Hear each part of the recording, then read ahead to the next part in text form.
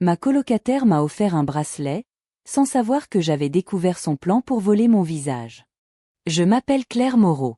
À l'époque, j'étais en dernière année dans une université parisienne et je croyais connaître parfaitement ma colocataire, Manon Lefebvre. Le jour de notre remise de diplôme, elle m'offrit un petit bracelet en argent, rangé dans un écrin de velours bleu. Il semblait ordinaire, à l'exception d'un fermoir en forme de S. Au moment où je le pris, une phrase rouge apparut devant mes yeux. Attention. Manon a relié ce bracelet à un système d'échange d'apparence. Si tu le portes, dans 3 jours, elle prendra ton visage et ta vie. Tu deviendras Manon et sa famille te forcera à épouser un propriétaire de casino de 55 ans à Nice pour rembourser les dettes de jeu de son frère. Elle, sous ton identité, épousera Étienne Beaumont. Ensuite, elle tentera d'entraîner ton père dans une escroquerie au Luxembourg et de provoquer un accident afin de toucher l'assurance de ta mère. Je restais immobile, tandis que Manon souriait en me demandant de l'essayer. 15 minutes plus tard, le véritable bracelet était au poignet de Léa, une femme sans domicile qui vivait près du campus. Son visage et son cou portaient les traces d'une agression chimique. L'homme qui lui avait promis le mariage avait détruit sa vie avant de disparaître. Après plusieurs opérations ratées, elle avait perdu son emploi, son logement et toute confiance en l'avenir. Je lui dis seulement: gardez-le 3 jours.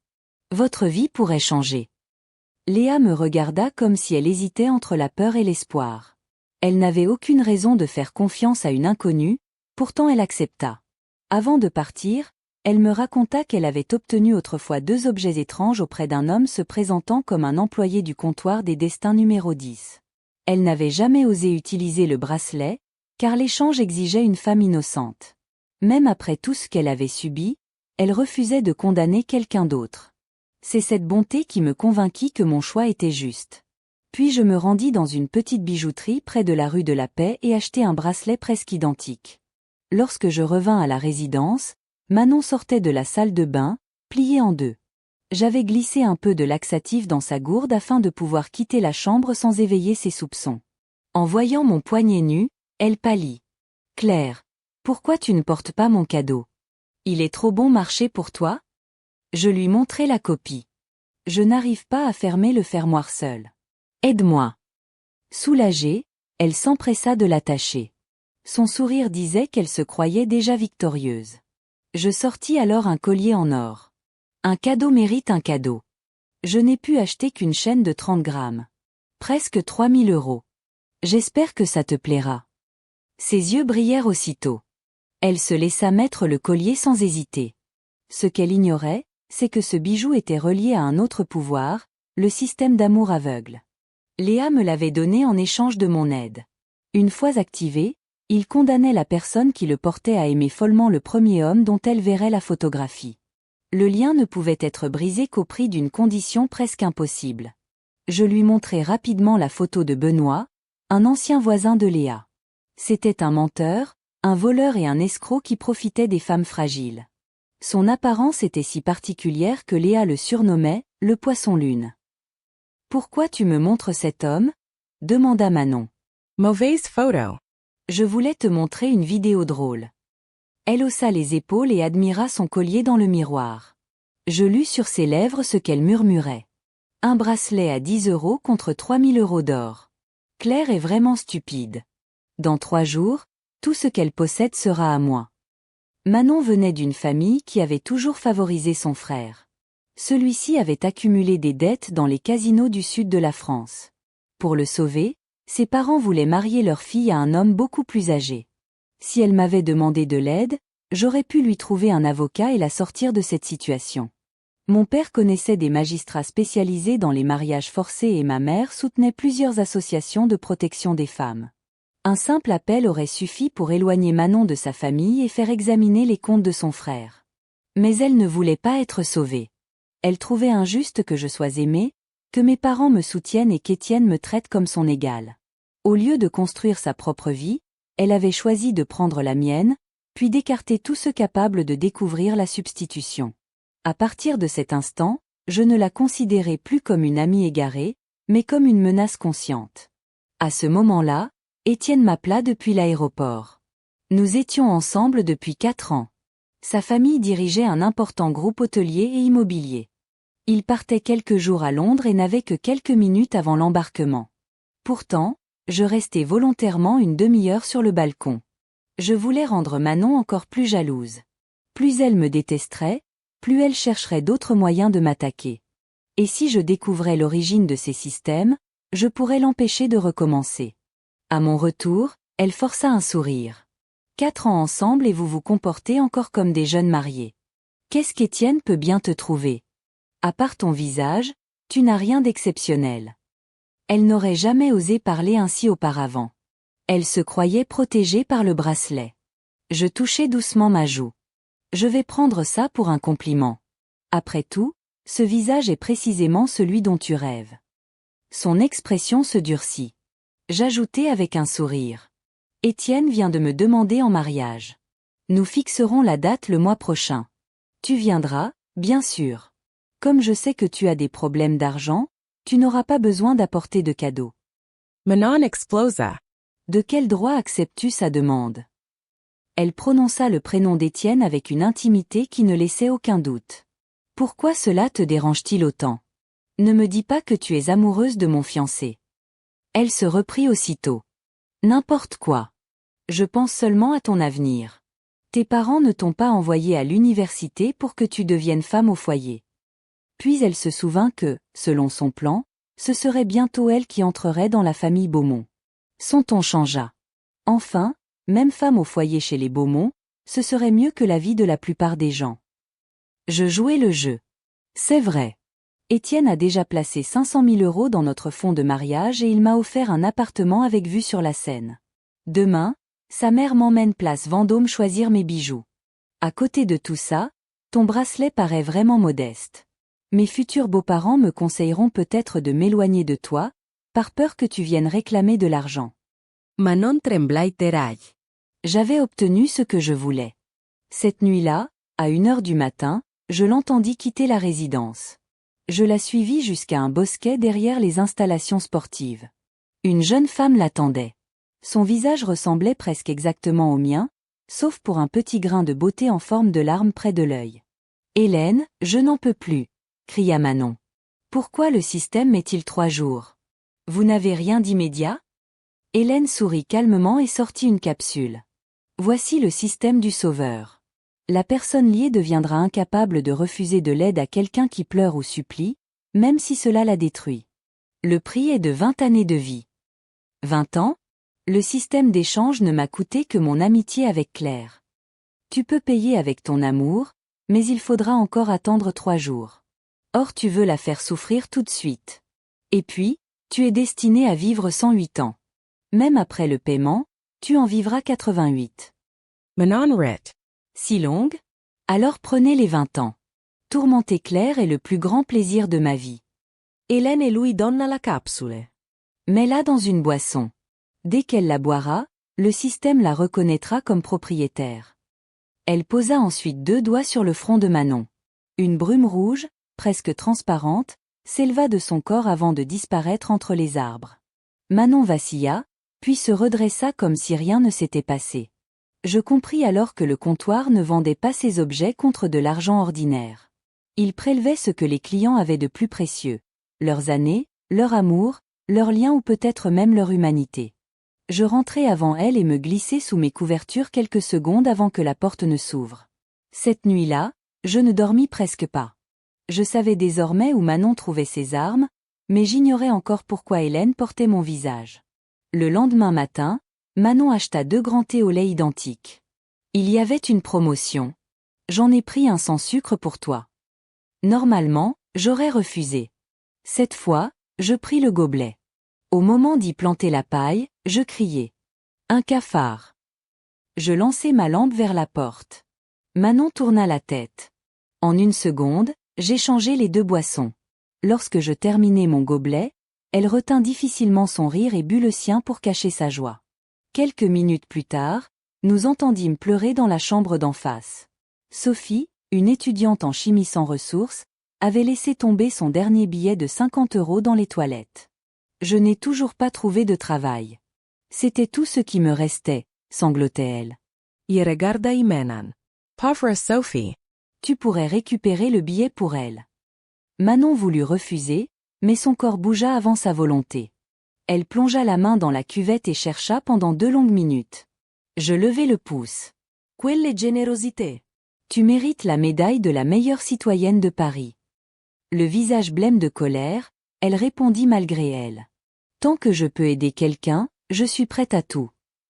Je décidai de prendre cette déclaration au sérieux. Je l'emmenai de chambre en chambre. Chaque fois qu'une personne demandait de l'aide, Manon obéissait. Avant 10 heures du soir, elle avait nettoyé des dizaines de sanitaires, attrapé des souris, porté des cartons, lavé des chaussures, aidé une étudiante blessée et cherché un chat sous la pluie. Elle avait aussi donné son repas à un étudiant affamé, prêté son manteau à une jeune femme fiévreuse et passé 1 heure à rédiger le CV d'un garçon qu'elle méprisait habituellement. Chaque fois que ses yeux criaient qu'elle voulait fuir, sa bouche promettait encore davantage. Les habitants de la résidence commencèrent à la féliciter. Certains la filmèrent même en parlant d'une transformation miraculeuse. Plus on l'admirait, plus elle semblait humiliée, car cette réputation de sainte était née du piège qu'elle m'avait destiné. Je n'éprouvais aucune culpabilité. Elle avait acheté ce système pour me forcer à me sacrifier à sa place. Je ne faisais que lui permettre d'en découvrir les effets. Épuisée, elle fouilla la poubelle et retrouva les gobelets. Tu les as échangés, n'est-ce pas? Je pris un air innocent. Pourquoi les aurais-je échangés? Ils étaient différents?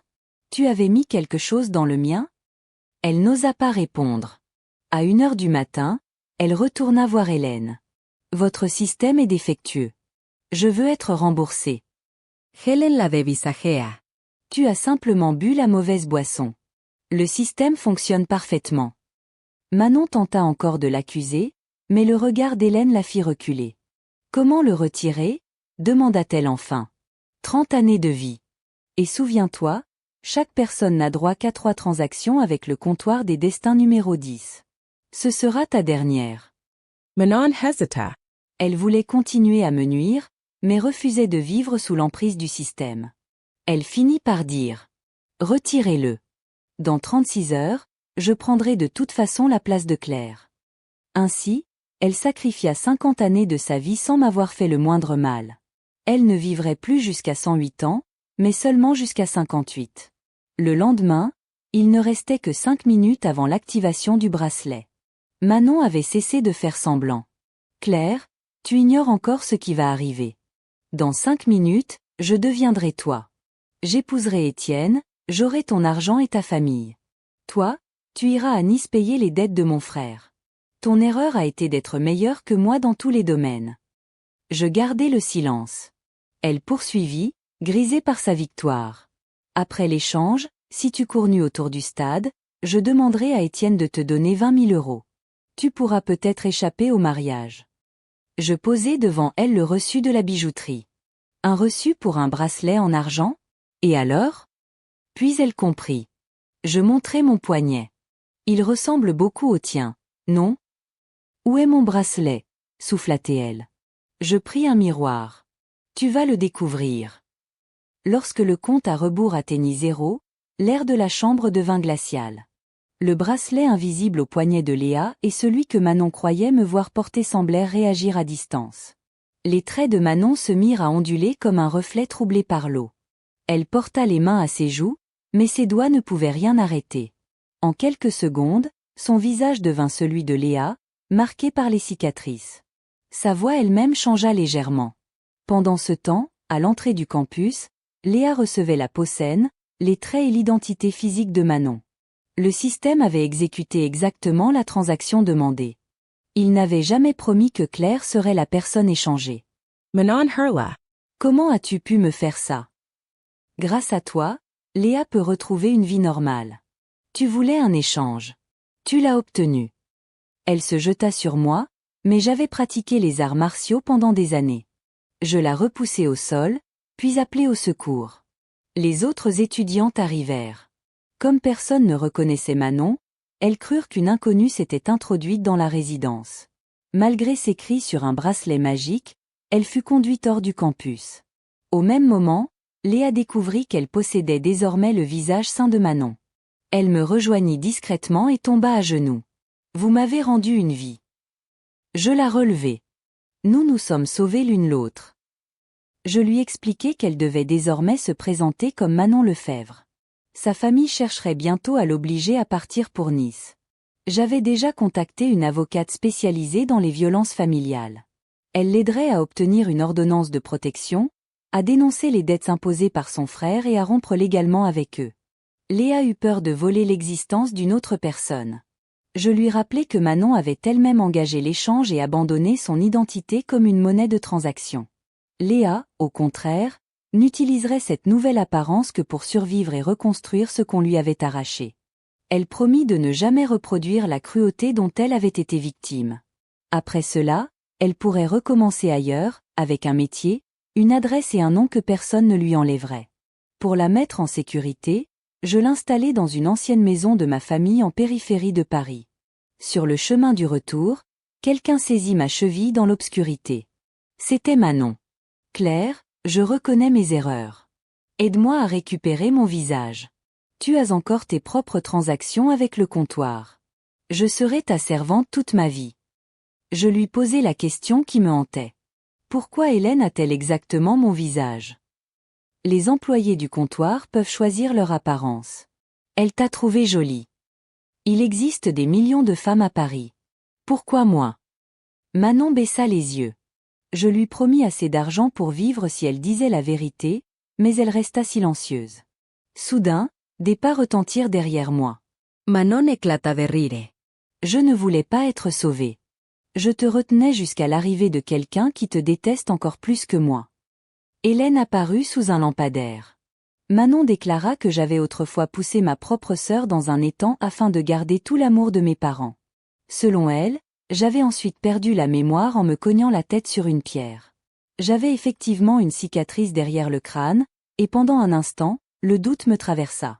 Manon se tourna vers Hélène. Vous avez promis une transaction supplémentaire si je vous amenais Claire. Je veux le système de transfert de souffrance. Je donne 10 années de ma vie. Qu'elle ressente tout ce que je subis. Puis elle me lança. Les employés du comptoir n'ont pas le droit de lier eux-mêmes un système. Sans cette règle, Hélène t'aurait détruite depuis longtemps. Je regardai Hélène droit dans les yeux. Si je vous ai réellement fait du mal, j'accepte d'en répondre. Je fermai les yeux pendant que Manon activait le système. Mais je ne ressentis aucune douleur. Lorsque je les rouvris, Hélène me regardait avec tendresse. Manon riait encore, persuadée d'avoir gagné. Une seconde plus tard, Hélène la projeta au sol d'un coup de pied. Imbécile. Si je n'avais pas eu besoin de toi pour lier un système à mon enfant, je t'aurais arrêté depuis longtemps. Elle prit ma main. Claire, je ne suis pas ta sœur. Je suis ton arrière-arrière-grand-mère, Hélène Moreau. Elle m'expliqua qu'au cours d'une période de guerre, alors qu'elle mourait de faim, le comptoir des destins numéro 10 l'avait recueillie. Le propriétaire de l'époque lui avait offert de vivre, à condition de servir le comptoir et d'apprendre ses règles. Avec les décennies, elle était devenue gardienne, puis maîtresse des lieux. Elle avait acquis des pouvoirs et protégé secrètement notre famille pendant des générations. Elle avait détourné des accidents, fait apparaître des rencontres providentielles et averti certains moraux dans leurs rêves. Pourtant, les règles lui interdisaient d'intervenir directement dans les décisions humaines. Elle pouvait ouvrir une porte, jamais forcer quelqu'un à la franchir. Voilà pourquoi elle avait dû me prévenir sans affronter Manon à ma place. Notre ressemblance venait simplement du sang des Moreau. J'avais déjà vu son nom autrefois sur notre arbre généalogique. 5 jours plus tôt, Manon avait trouvé le comptoir et demandé un moyen de voler ma vie. Un autre employé avait commencé la transaction, mais dès qu'Hélène avait entendu mon nom, elle avait pris le dossier. C'était elle qui avait fait apparaître l'avertissement devant mes yeux. Elle avait aussi inventé l'histoire de la sœur noyée pour me conduire jusqu'à elle. Je me jetai dans ses bras. C'était vous qui me protégiez? Tu es mon enfant, même après plusieurs générations. Comment aurais-je pu te laisser tomber? Mais tu as été plus habile que je l'espérais. Tu as offert le bracelet à Léa, retourné le système du sauveur contre Manon et lui a fait perdre 50 années de vie. Manon comprit alors qu'elle avait été manipulée depuis le début. Je vais me plaindre au propriétaire du comptoir. Hurla-t-elle. Hélène éclata de rire. Tu comptes te plaindre à moi de moi-même? Je suis la propriétaire actuelle du comptoir numéro 10. Manon tomba à genoux et demanda pardon. Hélène resta fruide. Je t'ai donné plusieurs occasions. Lors de ta dernière transaction, tu aurais pu demander ton visage, de l'argent ou une nouvelle vie. Tu as préféré utiliser tes dernières années pour faire souffrir Claire. Tu vivras donc avec les conséquences de tes choix. Puis elle caressa doucement mon front. Le système lié à Claire n'est pas un transfert de douleur. C'est un système de bonne fortune, mon cadeau de bienvenue. Les règles m'interdisaient de le lui donner directement. J'avais besoin d'un intermédiaire. Une légère odeur de fleurs d'oranger se répandit autour de nous. Le temps d'Hélène dans le monde humain était terminé. Sa silhouette disparut progressivement dans une lumière pâle. Manon continua de me supplier, mais je refusai. Elle ne regrettait pas ses actes. Elle regrettait seulement d'avoir échoué. 3 jours s'étaient écoulés depuis qu'elle avait regardé la photographie de Benoît. Le système d'amour aveugle s'activa. Dès qu'elle le vit, elle tomba follement amoureuse de lui. Benoît, lui, ne ressentait que du dégoût. Pourtant, Manon le suivit partout et lui donna tout l'argent qu'elle parvenait à obtenir. Son destin n'aurait jamais dû être celui-là. Si elle m'avait demandé de l'aide dès le début, j'aurais pu la protéger de sa famille, des dettes de son frère et du mariage forcé. Mais elle ne voulait pas seulement échapper à sa vie. Elle voulait voler la mienne. 1 an plus tard, Étienne et moi nous sommes mariés dans un petit château de la vallée de la Loire. Je lui avais raconté presque toute l'histoire. Il ne comprenait pas les systèmes ni le comptoir, mais il ne se moqua jamais de moi. Il se contenta de prendre ma main et de dire que, surnaturel ou non, quelqu'un avait essayé de me voler ma vie et que nous construirions désormais la nôtre ensemble. Le jour du mariage, une fleur d'oranger était posée sur mon siège alors que personne ne savait comment elle était arrivée là. Je compris immédiatement qui nous envoyait sa bénédiction. Léa, vivant légalement sous l'identité de Manon Lefebvre, avait gagné son procès contre l'ancienne famille de Manon. Libérée de toute obligation, elle avait ouvert une boutique de fleurs à Lyon. Pour la première fois depuis des années, elle pouvait marcher dans la rue sans cacher son visage. Mes parents étaient en sécurité. Grâce aux informations que j'avais transmises, la police financière avait découvert l'escroquerie prévue au Luxembourg avant qu'elle ne commence. Quant au comptoir des destins numéro 10, il existe toujours quelque part dans les vieux passages de Paris. Certains prétendent qu'une porte sans enseigne apparaît parfois au passage des panoramas. D'autres disent que seuls les gens suffisamment désespérés peuvent la voir. Je ne sais pas quand je reverrai Hélène. Mais depuis cette nuit, chaque fois que je dois prendre une décision importante, une légère odeur de fleurs d'oranger traverse l'air. Alors je sais qu'elle veille encore sur moi. Et Manon? Elle n'est plus qu'un souvenir, celui d'une femme qui aurait pu être sauvée, mais qui a échangé toutes ses chances contre sa jalousie.